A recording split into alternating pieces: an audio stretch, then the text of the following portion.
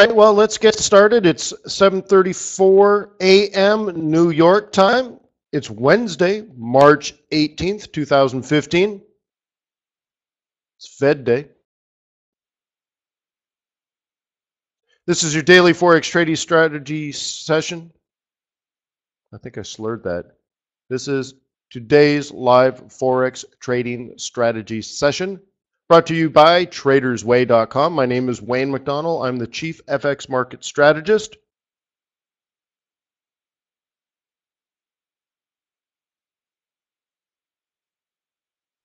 Fed Day. So we got FOMC in a few hours. Time to set up some trades. Maybe front run the report, or at least just identify support and resistance levels. We can get a lot of work done today, so let's start, huh?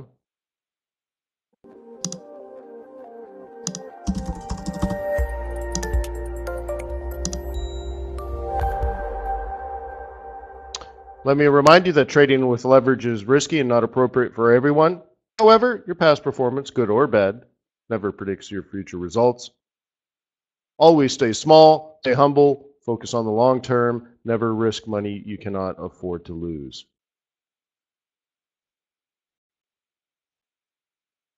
Remember, hope is not a strategy, but praying never hurts. Okay, now, yeah, Fed Day. So they are going to try to hint and let the world know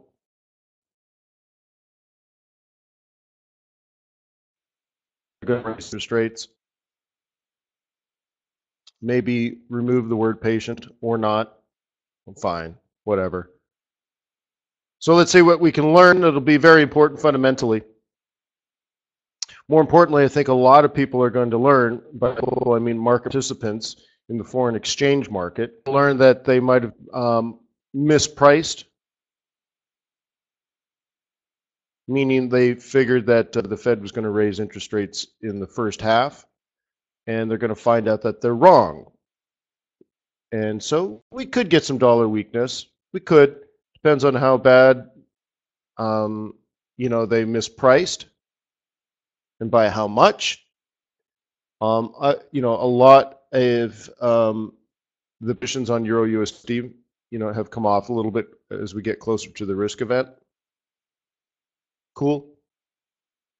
So it just depends, how many and how wrong they were. But long story short, whether it means today, next week, next month, 6 months from now, I don't know when, obviously, but the trend, in my humble opinion, is likely to continue. And so it's just a matter of figuring out when. Now look where price is on Euro USD. Just amazing, isn't it?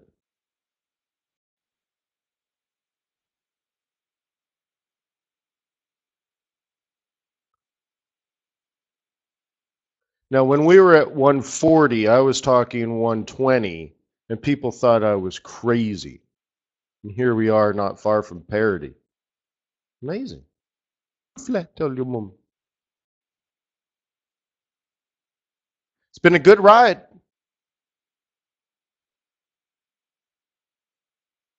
So the question is, are we ready for parity yet? And now, I don't really care about parity. I've been saying that, we'll go to 80. Forget, 1.11. We'll go to 0.80. So we've still got, in my opinion, 2,500 pips to go before it even gets interesting. But this is what I mean about, today being Fed Day and such. That we could have some dollar weakness for a while if the market's been mispriced, and I mean it this way. So you take your fib and you fib this move, plus you also need to identify previous level of support as being probable future level of resistance, which just happens to be between the 50% and the 618, which is predicting a retest of 110. Suggesting if you get back to 110, it'd be a good place to short. And I don't see why that's not possible. That's a double negative, right? That's totally possible. I'm not saying it will happen, but if it did happen, I'd probably short around here. Okay? And that's what I've been trying to teach you. If you're a bear, for example, and price has been going down, good. Find 3 levels of resistance in which you would consider selling in the future. Interested in up when I'm a bear, not down. Because I can't be in a down move if it's a bear market. I'm just not in the business of selling low at support, right? It's just not my business, baby. So, I'm thinking, this could happen. It seems unlikely now. If I'm going to use the moving averages as part of moving average theory, it would go up to about there, okay, where the future 21 EMA is. Because remember, even if candles are moving up, because we're in a down market, this 21 EMA is going to come down. And then we get near the 21, it's going to resume its trend, and that would be also, as you can see, a 3A2 Fibonacci retracement. So whether it's going to be a 3A2 or 618, I do not know. What I do know is I'm going to sell there, either at the 3A2, the 618, or both.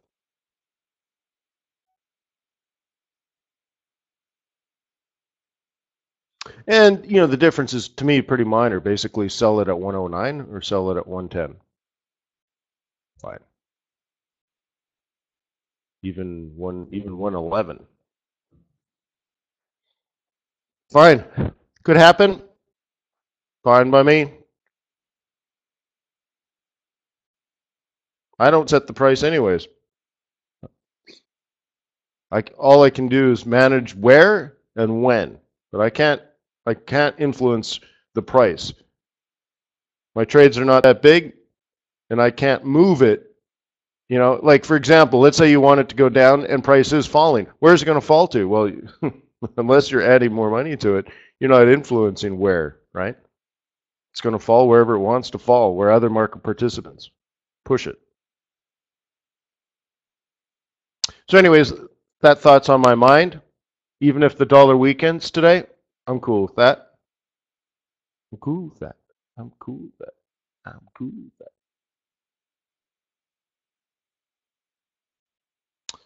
How about pig here? Missing some job. It's hard to have inflation with a bad jobs report. So, yeah, we're falling fast and furiously. As you know, we did short this at the top of the market. And we don't have it on this chart, right? Hang on, let's see if we got the markup. Okay, we have it here. Okay, we shorted it up here, which is fine. We projected, I think, 600 pip move, which is fine. We've moved past the 600 pips, which is fine. The concern was this area here, basically, which was 50, because as it was falling, when we were up here, we were worried that this 50 area, being a psych level, could be a support area. Also, this big gray area goes back years as support. Let's just realign our satellites to take a look at that. Here's the gray area I was talking about. And our next target, so we shorted at 155, and this could clearly go down to 145 or even 140. So somewhere, from our short position, it ends up being somewhere around 1,000 pips, maybe more, right?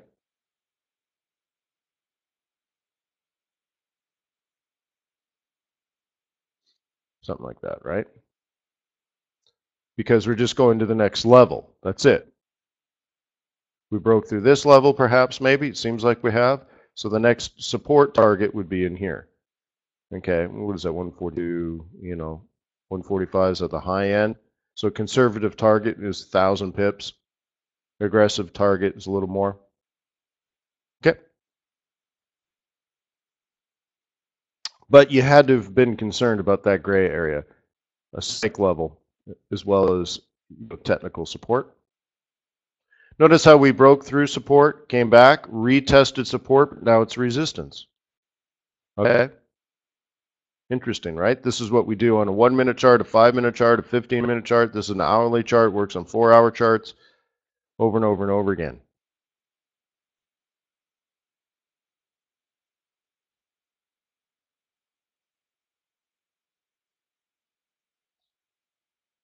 Cool. So how do you play it now, you're wondering?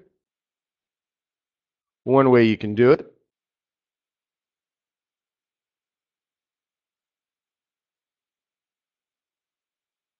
Come on now. There we go. Oh, might have already happened. Yeah. Snooze you lose, brother. It's already broken out and come back.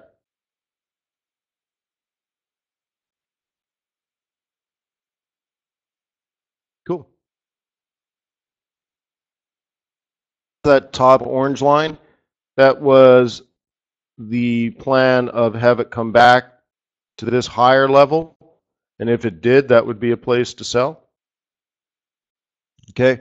Remember, try these things. I'm not predicting it's going to go up. What I'm predicting is if it goes up, I would like to sell here because of this. That's the prediction. That's the plan. If it, that's where you sell. I'll do it over and over and over again in multiple areas. So anyways, bad news out of the UK, and it's just falling farther and faster. Thank goodness we had it planned out. And it's something that I didn't even want to see. And there's still a possibility of April 16th we get an IMF report. But we'll see. I mean, if the data keeps coming out bad, why would the IMF give it a thumbs up, right? Oh, how about some commodities?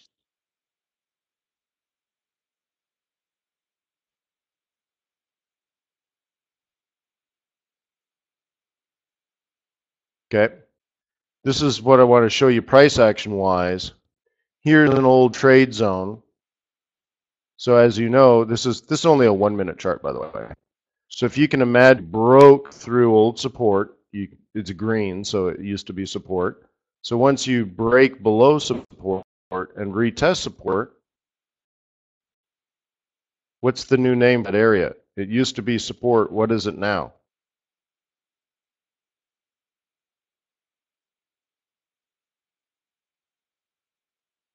Resistance. Yeah, I call it a roll reversal. Okay, so you could sell it.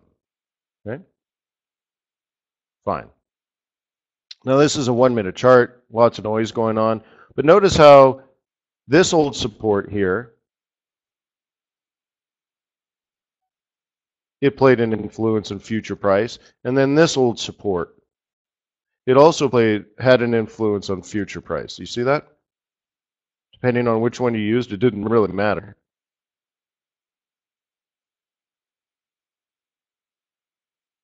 This is a 1 minute chart, right? Then this low, once again, had a future roll, or let's say had a roll on future price. Now we have this area. We haven't broken it, but if we did, in the future, that would be the new sell zone.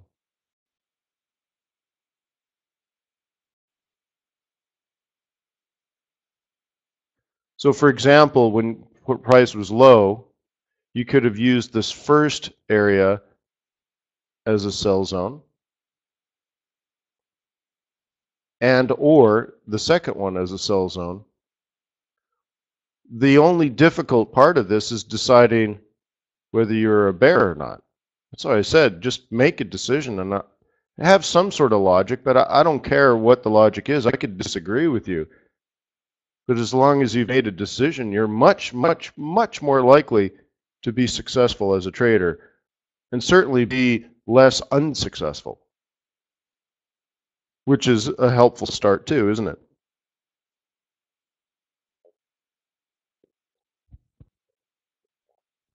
So that's oil prices, right, on a 1-minute chart, and it still behaves the same way.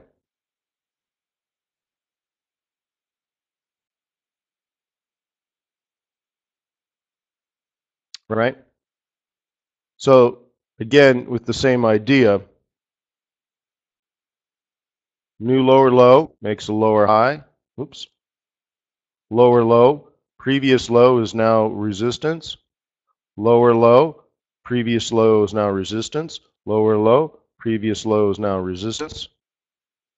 You know, there is actually one in there. I'd have to squeeze it in, but I think you can see there's just a little bit of support there. But whatever. Makes lower low, resistance, so on and so forth. A lot of price action. They're like triangles, is one way that I look at it. Right? Geometric triangles.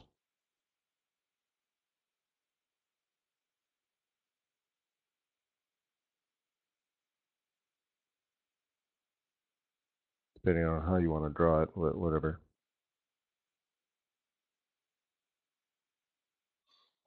Blah, blah, blah, blah, blah. So oil, I believe when it was at 55, we said it would go to 20, or could go to 20. Or we would understand if it goes to 20, went to 20. So here we are at 42.50. Cool. 20 seems really low to me, but 35 seems pretty reasonable.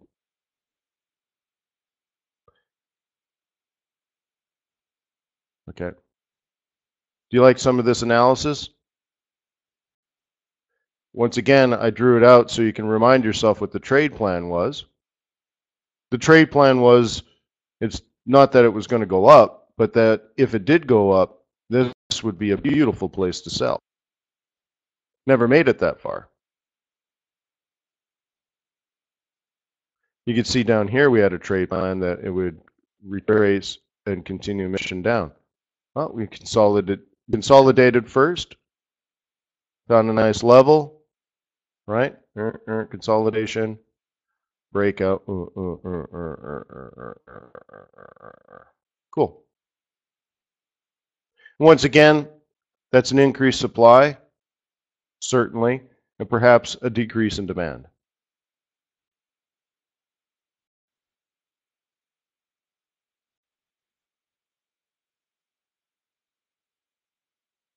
How's that gold treating you? Like dirt? Cool. 1149. Yeah, good. Come on down.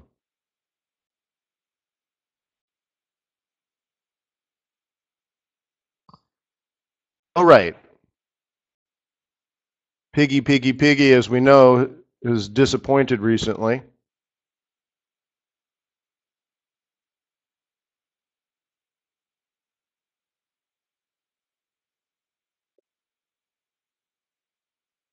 So what's your job? Identify level future resistance. If you're a bear, that's what you do. Trading's the easy part. Any idiot can trade.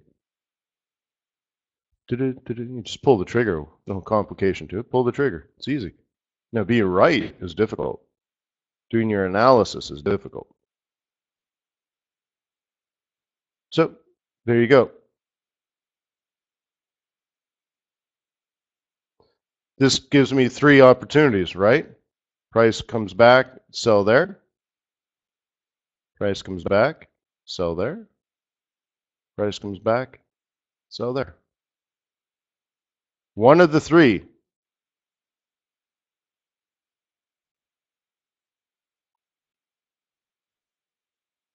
Okay. That's it. What do you think, guys? Fairly reasonable?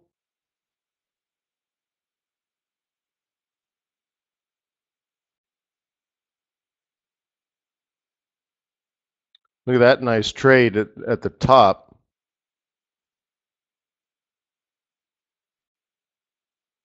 Hold support, future resistance. Lufle, tell your mum. Just happens to be a weekly central pivot point, psychological level of 180. Sweet. Easy peasy lemon squeezy.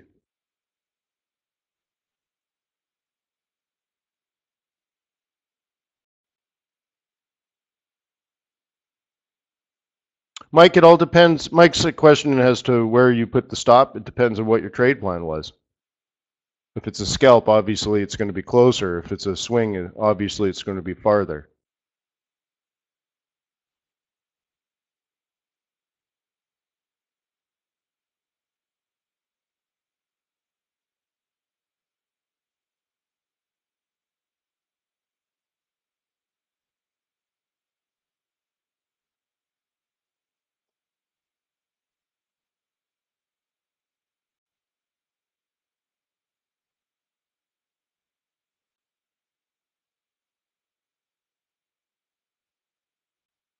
Yeah, well, again, that's a tactical question, right? You're asking a general who's developing the overall war strategy how to kick a door down. I don't know. Ask your right. Ask your non-com. He'll teach you. So I don't know, what is it that you're doing, right? Are you scalping? Are you swing? Is it a position? Is it a carry trade? I mean, they're all different, right? So you need to decide what you're doing. So if you're going to be in the trade for 3 minutes, why would you have a 300 pip stop, right? If you intend to be in the trade for 3 weeks, why would you have a 10 pip stop?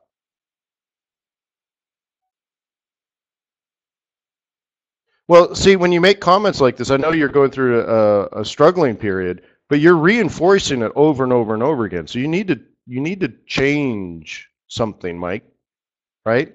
Just saying that when you trade and you're not having good results, but when you trade you're also just guessing and you have no idea. Well, guess what? That's why you're not finding success. You have no control over your behavior, right? If you're just guessing. So what you need to change, instead of trading, why don't you practice, let's say you pull out a demo account and you set up 3 different types of trades. Every time you want to trade, right, you place 3 trades, a short term, a medium term, and a long term. Okay, now you're going to have to document the trade. Why did you take it? And then you're going to add 3 different trade entries all at the same price. So you pull the trigger 3 times, boom, boom. And one is going to have a medium, short-term intentions. So you're obviously going to have a closer stop and a farther limit. And then your medium one will have a farther away stop and a farther away limit. And the third one will have a very far stop and a very far limit. And let your trades go. And find out over the course of, let's say, at least 25 or 30 of these tests, which ones seem to produce more based on your entry. And at least define what kind of trader you are through empirical study,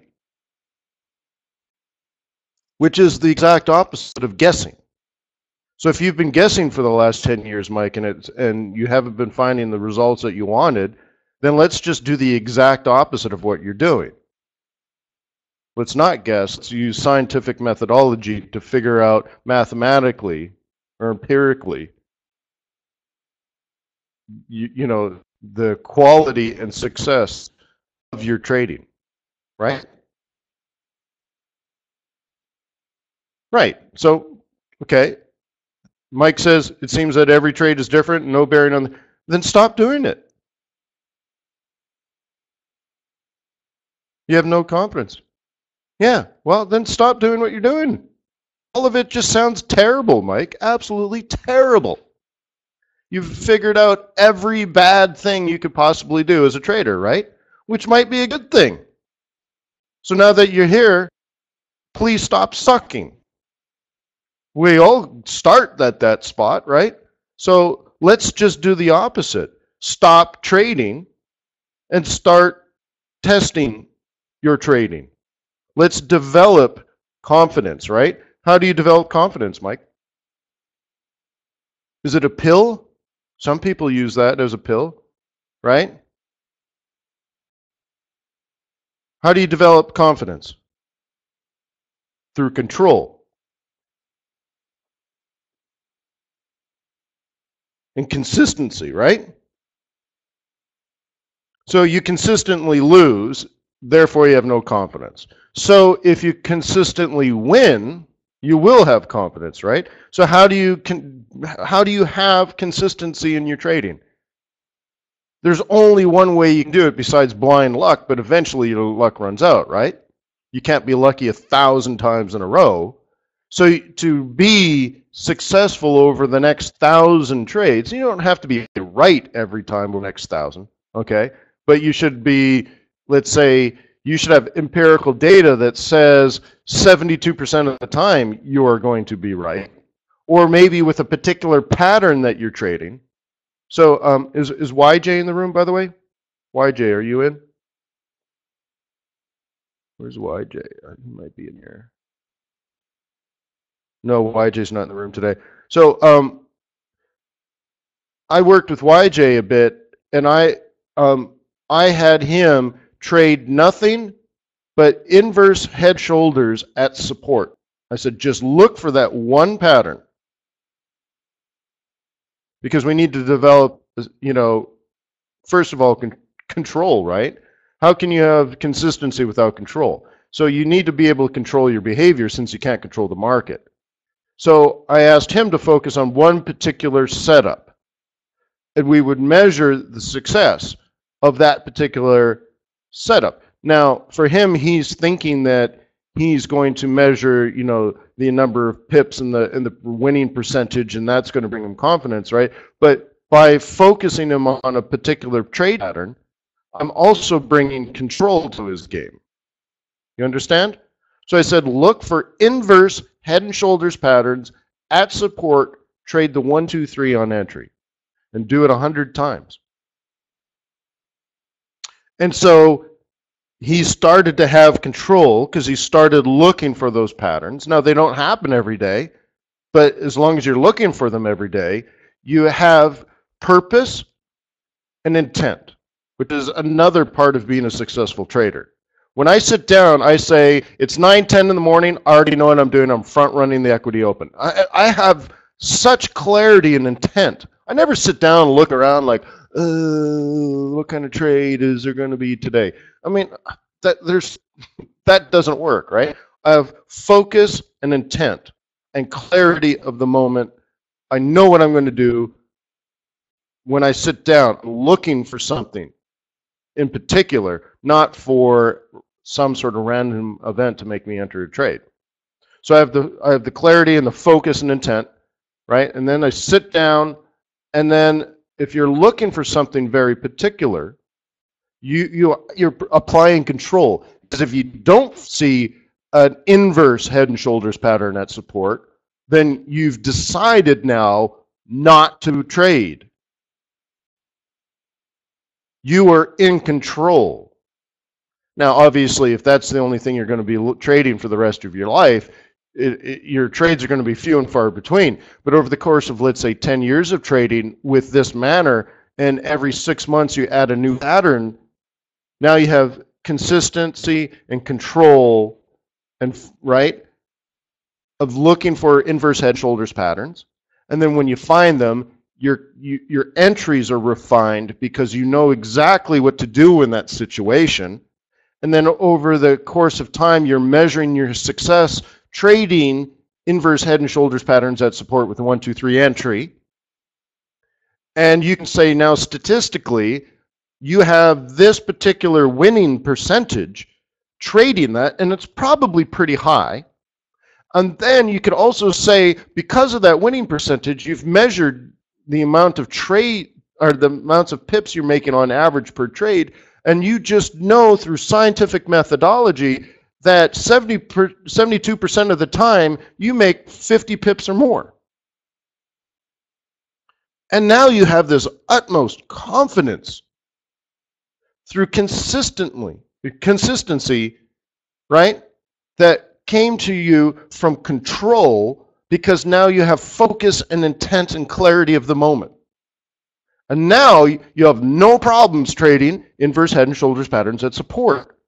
Not because you feel entitled or that if it doesn't work out, the government's going to bail you out. So, because you're controlling your behavior and focus and clarity. Okay? The use of scientific methodology brings you confidence.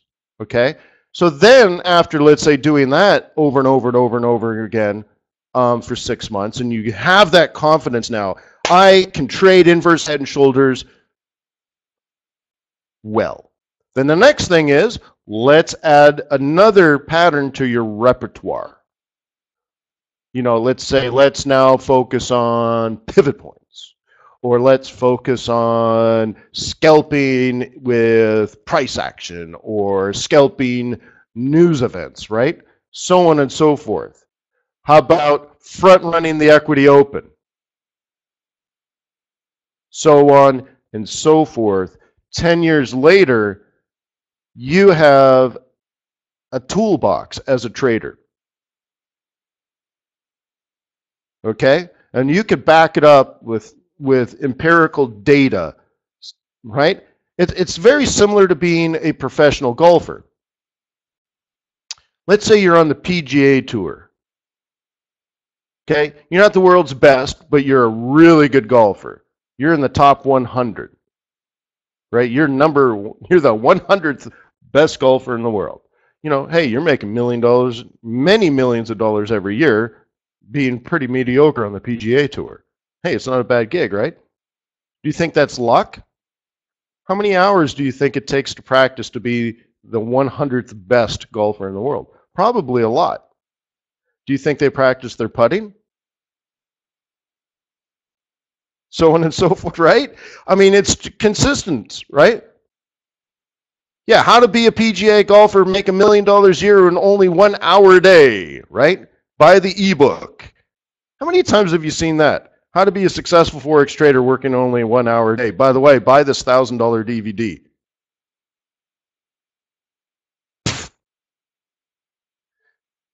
Okay?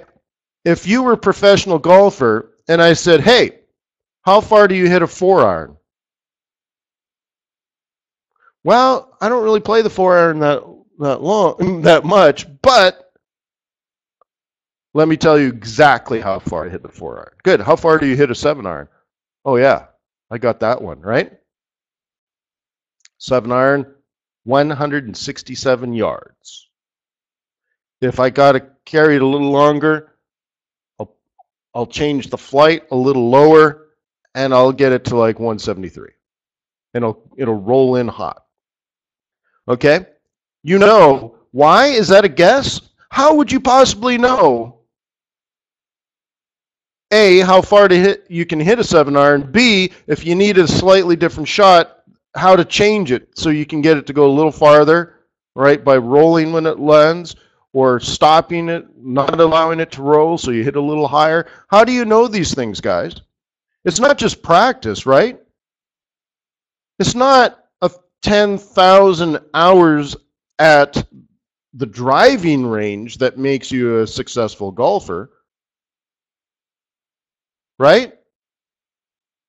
How many amateur golfers have spent 10,000 hours at the driving range? Tons, and they still are horrible. So what's the difference? They have focus intent when they practice. They take out a 7-iron, hit this one high, hit this one low, hit this one to the left, hit this one to the right. Okay? It's not lots and lots of trading that makes you successful. Because lots and lots of trading without intent, without focus, without empirical measurement and study, and, like a golfer hitting it low so it rolls a little farther. Well, you need to know these stats. And then once you find your strengths and weaknesses, you make some small adjustments and then remeasure and see the difference, right? So the difference is the focus and intent, not just hitting the ball over and over and over again, you know, reinforcing all the bad things you do. Right?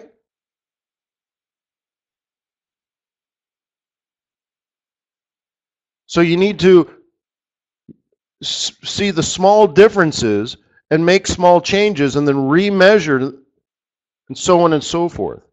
So anyways, if you're practicing things like how to trade an inverse head and shoulders pattern at support with a 1, 2, 3 entry, you did that 100 times, and at first you were not very good, but at the end of the 100 times, you have a good sample study.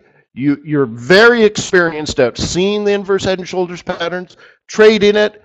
You have the control and focus you need to spot them and enter the trades properly. And because you're measuring using empirical data, you know your success rate, you know how many pips to expect, and you're supremely confident. You say, you know what? I got that shot in my bag. I got this one. I'm not aiming for the green, I'm going for the pin. Because I intend to put this next to the hole and walking away with the birdie. I got this. This is my shot. It's in my bag. I got the club, and I've hit it a million times over. I could do it with my eyes closed if I had to. Where does that confidence come from? 10,000 hours of hitting slices randomly at the driving range? No, from hitting that club, hitting that shot, and measuring it. Knowing that, you know what? I got an 82% chance of hitting this within feet of the pin. I'll take the 7, please. That's where the confidence comes from, right? So right now, Mike, we need to make very small changes to your trading. And that is, do anything you possibly can to bring focus and intent to your trading. I don't care what it is. But this, like, I don't know what I do. I throw them to trade sound and I fail. It's just not working. Well, yeah. So stop that. I mean, even the mental process you're going through.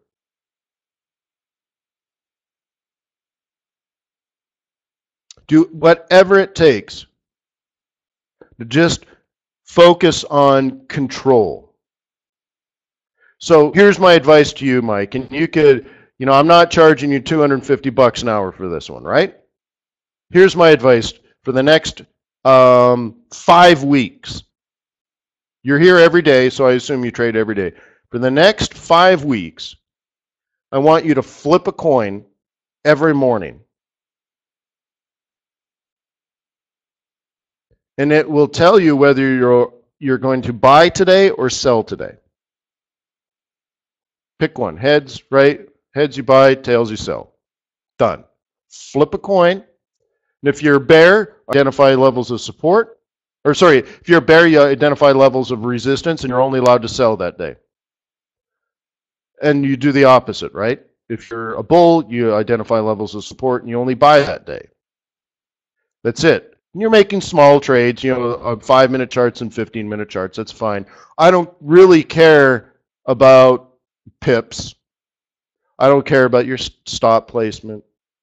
So, you know, use a demo for these trades. But all I'm asking you to do is have focus and clarity and intent. So again, if you're a bull, identify 2 or 3 places where you would buy. Just using the same methodology I show you, just identify support. I don't even care how you do it. Just do it. Just support. Any support. Make it up. Even if it's wrong, I don't care. Just going through the process of saying, I'm a bull. These are my levels of support for today. And if it gets down there, I'm throwing down a trade. I don't care about anything else. Okay? Okay? If you don't take that, that's it. I'm done with you.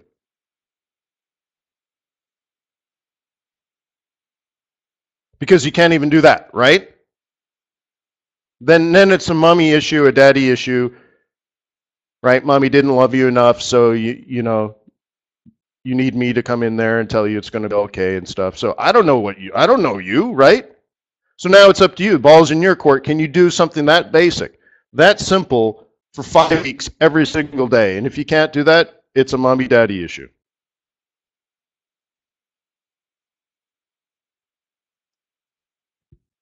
Right? Maybe in the 3rd grade you had a beautiful teacher and she made you go up in front of the class because you were talking and she said, Mike, go in front of the class and you tell the class what the answer is. And you got up there and it was so embarrassing that you liked it. Because you were in love with your teacher. So now you get, this is how you get your kicks. I don't know.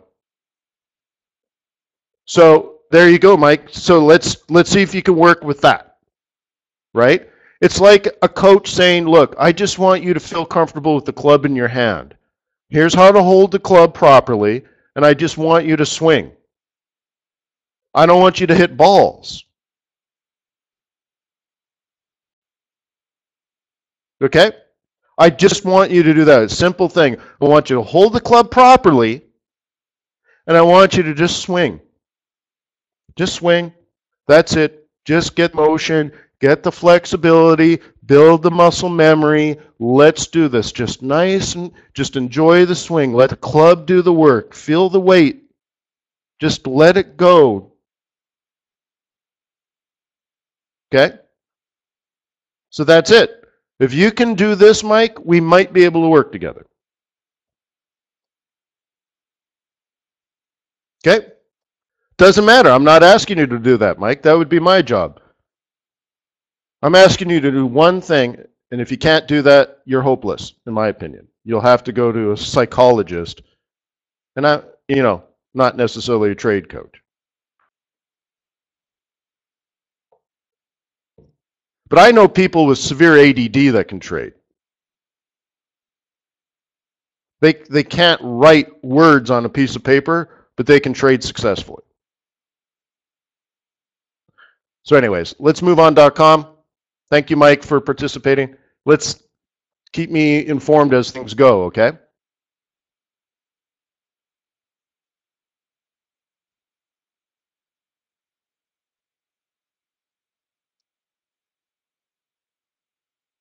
Yeah, well, you forget, though, I'm the world's greatest coach, Mike.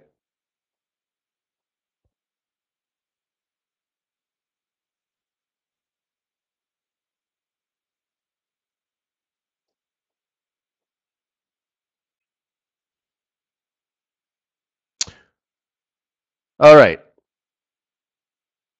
Oh yeah, Kiwi dollar. I wanted to bring this one up. It's not on this chart, I guess. I had it on some chart somewhere. Oh, I thought it was this one. It's not there now. Let's move this out maybe farther. Anyways, yesterday was Tuesday. We trade Kiwi dollar on Tuesdays, right? Does everybody do this?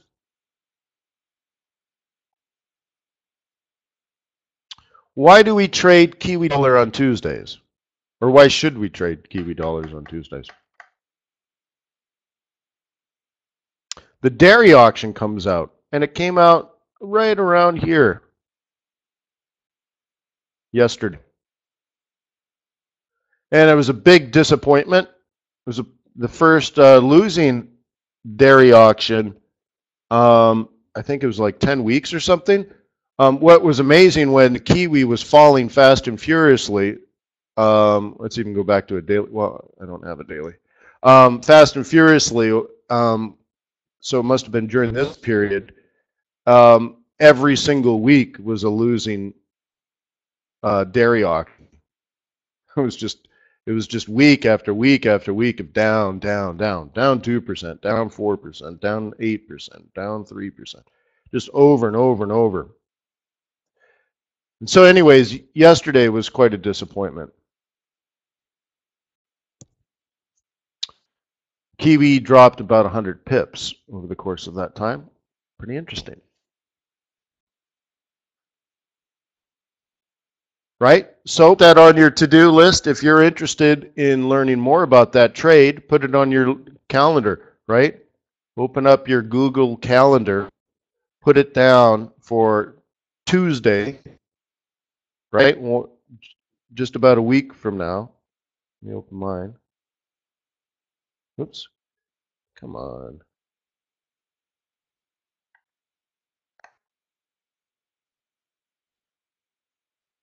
Wow, it won't open. How weird is that? There we go. The 24th of March. Put it down to watch for the, what is it, Fontana Global Dairy Auction.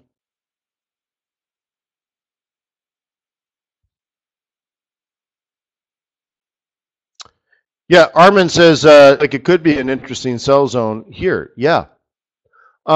Yeah, the longer term chart though worries me a little bit, but whatever. I suppose there's always something to sweat bullets about. Okay. But my spidey senses are telling me that it might go farther up or even reverse up with some strength. But really, it'll come down to what happens today, right? With the FOMC. So that's what it looks like on the hour. But if you go to the daily chart, right, a little concern here. 4-hour chart, concern here, right? So you could play it like this. For a bull, right? You would take the low, the high, the 618, and now you have a kicker to slingshot you way. So I have a feeling that it's going to go higher. You know, at least this if you're a bear, or up in here. Okay, that's what the 4 hour is telling me. Okay. So again, let's use the fib here. Okay, see the 618.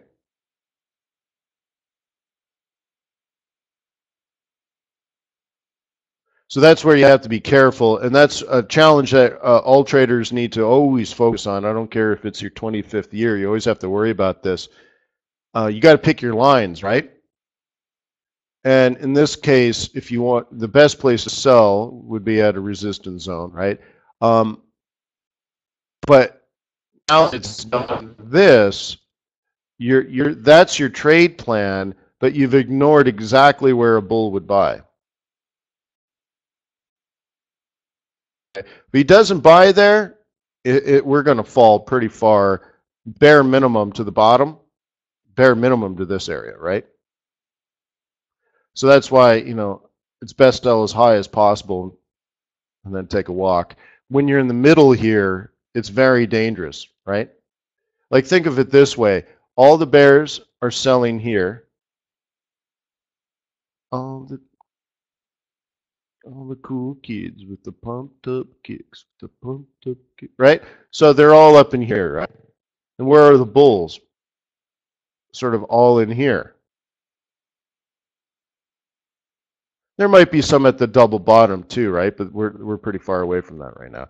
So that's where the bulls and the bears are. And the closer to those zones, the more likely they are. So who's in the middle?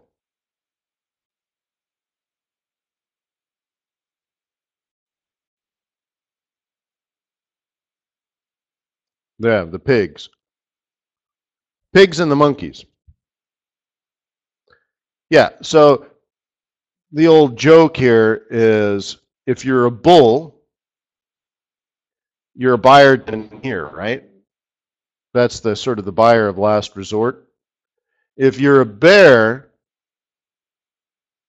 you know, you're up in here. And if you're not a bull or a bear, you're a pig, and pigs get slaughtered. And the reason pigs get slaughtered is because you're fighting both the bulls and the bears. And your winning percentage is going to be pretty low, right?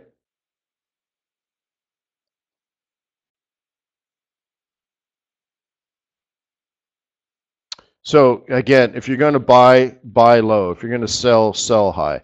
So on a smaller time frame, you might be trading this. You know, on a 4 hour, you wouldn't like it, but there might be some, you know, great trading opportunities on a 5 minute or a 15 minute even, right?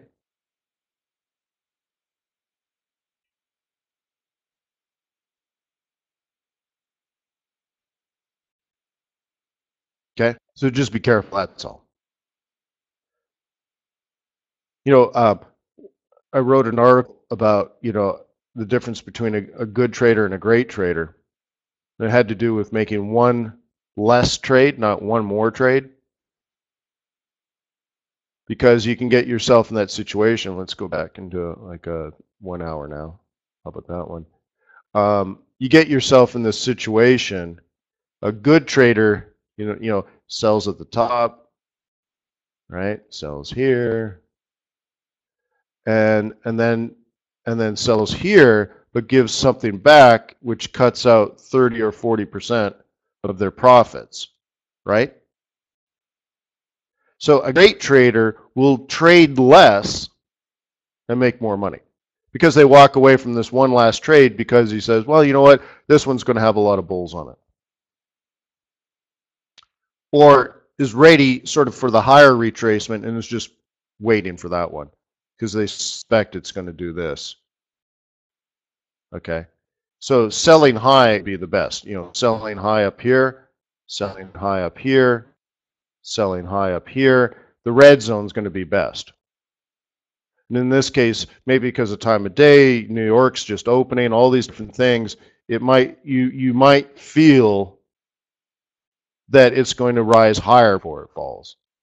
Okay? So you wait for the more conservative entry, perhaps. If I've expressed myself successfully.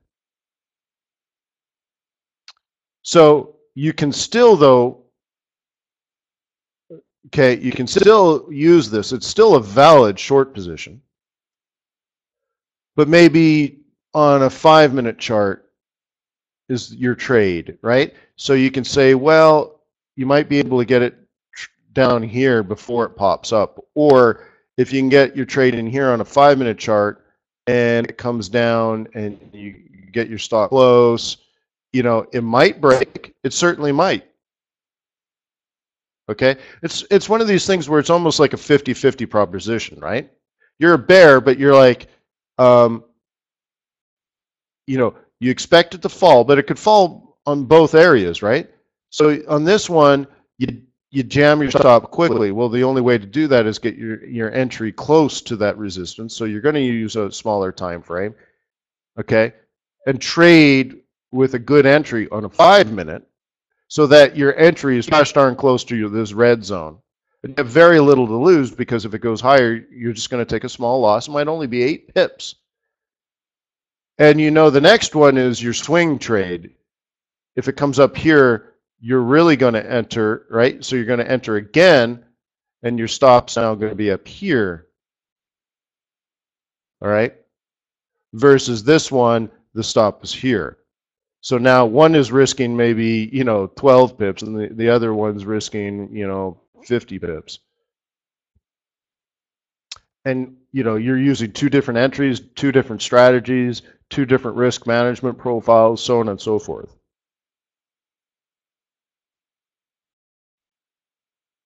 Okay?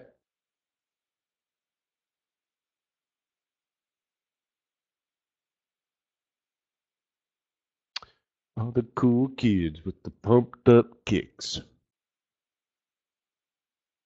Yeah, I'm just looking around the charts. Anything else really interesting to talk about?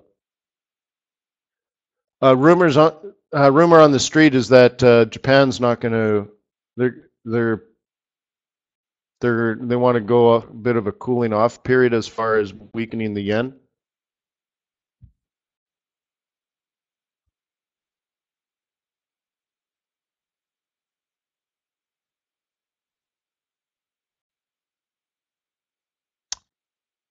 So maybe it's just fiscal year-end talk. Who knows? Hopefully it doesn't, stall out our yen carry trades until September. But it's so traditional to me, right? Like I have intent, right? The 3rd week of August, I'm always loading the boat with Japanese yen pairs. It's boring, right?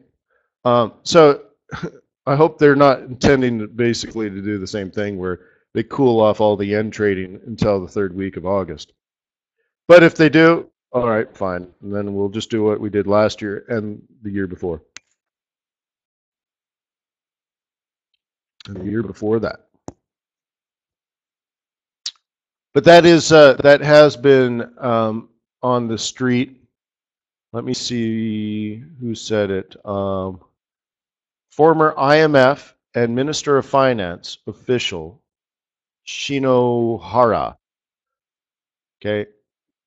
Shinohara says, no need for Bank of Japan to ease further at this time. Okay, so it's a former member of the Bank of Japan, but you know, he's probably got some good drinking buddies, right? So hopefully they don't ruin that. But as far as the basic trade here, I am looking for further dollar strength. I am looking for further yen weakness. And, you know, again, I don't know if I'll get it today or tomorrow or next week or next month. But my job is to set up those trades, not to chase price, right? So this is a difficult one. If you wanted pound yen to go up, is this a good place to buy? No, probably not. And we have bearish price action, right?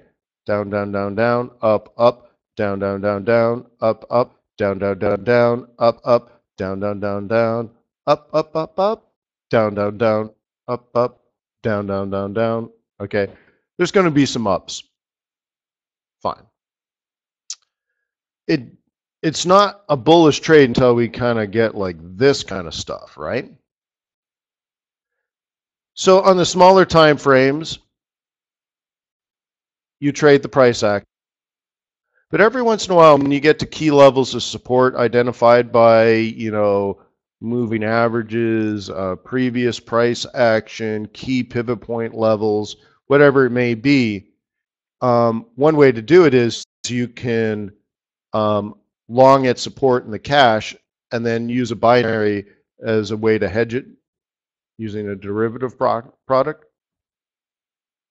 and try to aggressively get yourself into a trade and then hedge the extra risk that you're taking. But I would rather you wait for the bullish price action. Okay. And that would be something like, you know, like I have here, up, down, this higher than that high, and then retest it, and now that is resistance is now support, and up through another higher high, and then that's when things start to click. Okay, right now this looks down, but maybe by the end of the year it'll be up. Well, that's where technical analysis comes in, right? All right, good luck with FOMC today. The event will come out and people will likely need to rebalance their portfolio. It could give you some trading opportunities on the short term.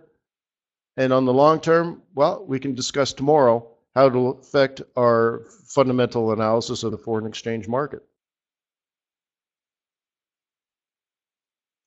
So I'm already looking forward to hanging with you tomorrow. I hope to see you then. Peace on earth. May the pips be with you. May your profits be above average. Good luck to you, Mike. I hope to see you put in the effort.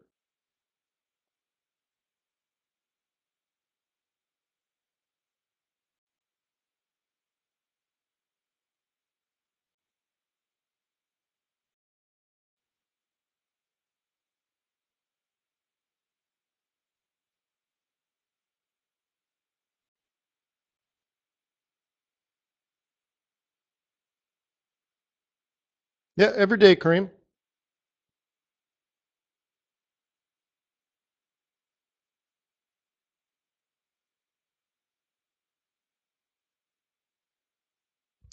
Mike, here's what you do. You flip it whether you're a bull or a bear for today's trading day. Okay. 2, you identify the appropriate support or resistance levels, depending if you're a bull or a bear. whatever time you wake up and go to your charts. The day, for the day, whatever you determine what your trading day is, doesn't matter to me. What matters is you've made a decision and then you carry out your decision. That's called control. Right now, that's the only thing we're working on. So if you're bull, identify 3 levels of support on any currency pair, on ideally multiple currency pairs, and try to trade at that level. So part of your control is saying, today, I will only buy, today, I cannot sell. Okay? Let's focus you on dollar pairs only. It's got to have a dollar on it. And when you're flipping coin, you're deciding whether you're going to buy the US dollar or sell the US dollar, okay?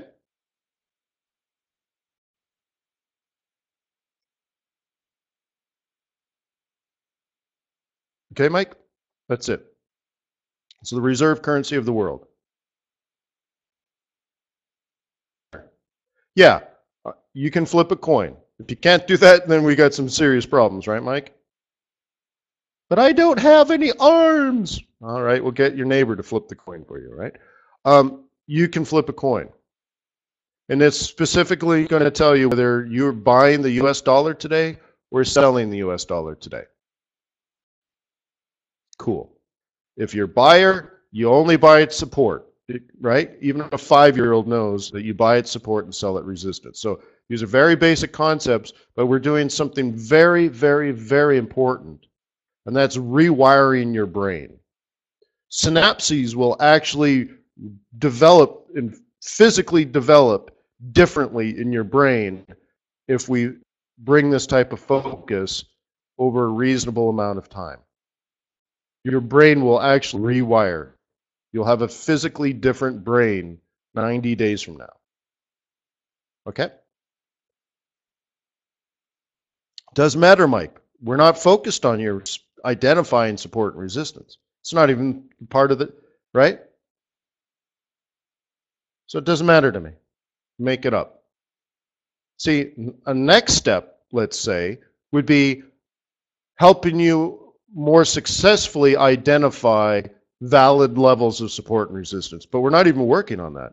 I don't care about your technical analysis. I'm doing the simple things now, like physically rewiring your brain so that your brain is different 90 days from now than it is today. Yeah, do you have a background, Louis? Or Luis?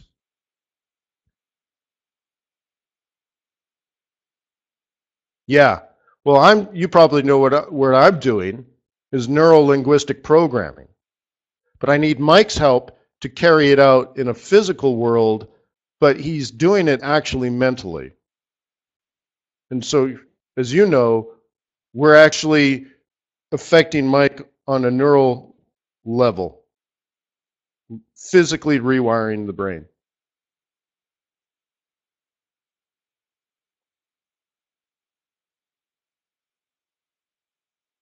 What's important, Mike, is that you treat this seriously so that if you make trades, they need to be the best trades you're capable of making, even if your skills are not good. I don't care. Randomly throwing about a bunch of crappy trades is completely worthless to you and to me and to everybody, right? So the thing is, you're a bull if you get the heads. It's for the US dollar. It's for today's trading. If you're a bull, you only buy at support.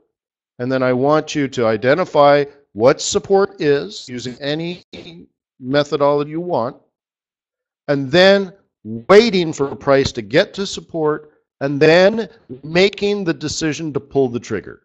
The rest, I don't care.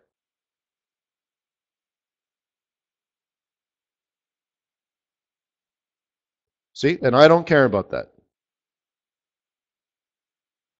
Good.